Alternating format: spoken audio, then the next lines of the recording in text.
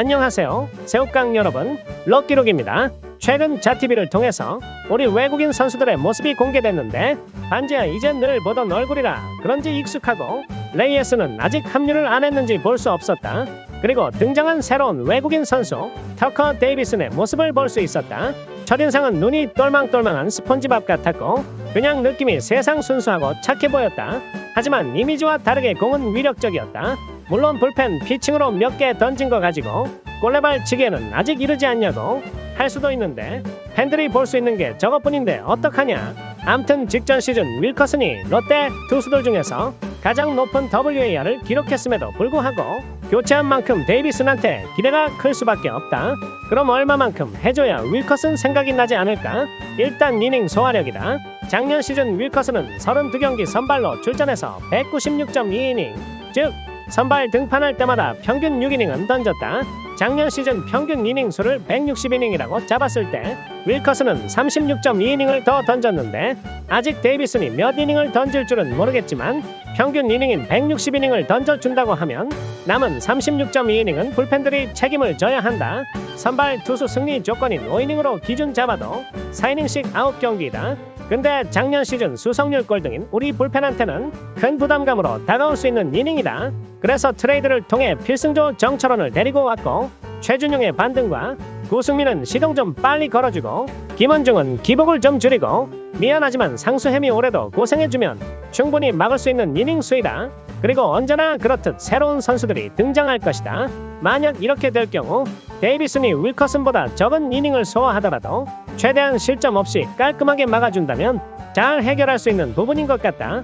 게다가 윌커슨도 시즌 초반 무리하게 이닝 소화했던 게 여름에 부진했던 이유 중 하나로 볼 수 있다. 즉 롯데 불펜들이 잘 막아줘야 데이비슨 영입이 성공이라고 평가할 수 있겠다. 하지만 가장 큰 문제는 본인 입으로 자기는 땅보령 투수라고 말할 정도인데 작년 시즌 우리 팀 내야수 수비 가치는 꼴등이다. 그래서 롯데 내야수들이 잘 잡아줘야 할 텐데 그러기 위해서는 데이비슨 역시 공격적으로 던져야 한다.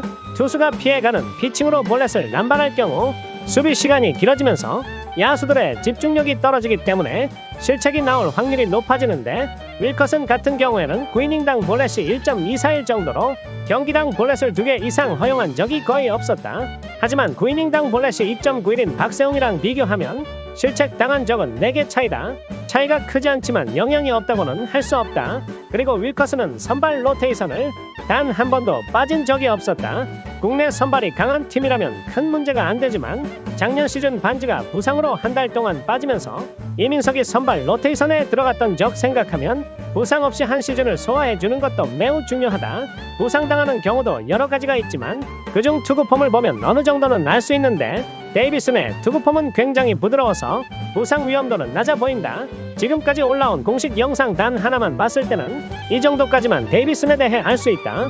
그리고 한국에 적응하는 것 또한 중요한 문제인데 경기 내적으로는 ABS랑 공인구 그리고 상대 팀의 응원과 견제 구호 적응이 중요해 보이고 외적으로는 옆에서 반지가 잘 도와주고 있다고 하니 크게 걱정은 안 된다. 개인적으로 반지가 선정한 부산 맛집 리스트도 궁금하고 듀브런트 이후 오랜만에 외국인 좌자 듀오이니 다시 롯데 과자 미식회를 해도 재미있을 것 같다. 아니면 반지가 했던 것처럼 50문 50답 이것도 아니면 한국 생활 4년차 캠벨이 알려주는 K문화 이것도 아니면 월드시리즈 썰 한번 풀어달라든지 이것도 아니면 그냥 관둬라. 그럼 오늘의 한마디 그래서 우리 선수들은 아직도 여기 바닷가 있는 것이냐?